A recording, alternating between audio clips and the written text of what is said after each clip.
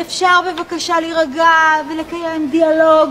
מה קרה? תגידי לי את, מגיע לקופה לקוח נורמטיבי, כן? מגיע. מבקש להחזיר מוצר שנקנה ממש פה. מבקש, כן. האם הקופאית הקסומה צריכה לאפשר לו להחזיר את המוצר, כן או לא?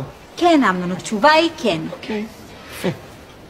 תשאלי אותו איזה מוצר הוא רוצה להחזיר. איזה מוצר אתה רוצה להחזיר, אמנון?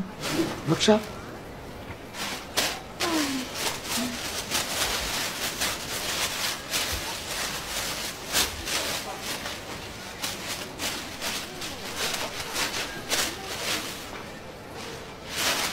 זה ריק.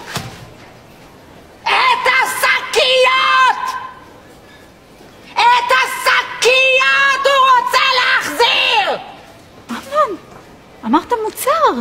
סליחה? שילמתי על זה ממיטב כספי. 10 אגורות יחידה. כל הוויכוח הזה הוא על 40 אגורות. אני באמת...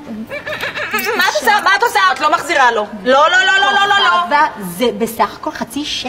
לא, זה לא החצי שקל, זה הפרינציפ. די, אמנון, תודה רבה. שיהיה לך יום נעים. תודה. שיהיה לך יום קסום היום, כן? על הגופה!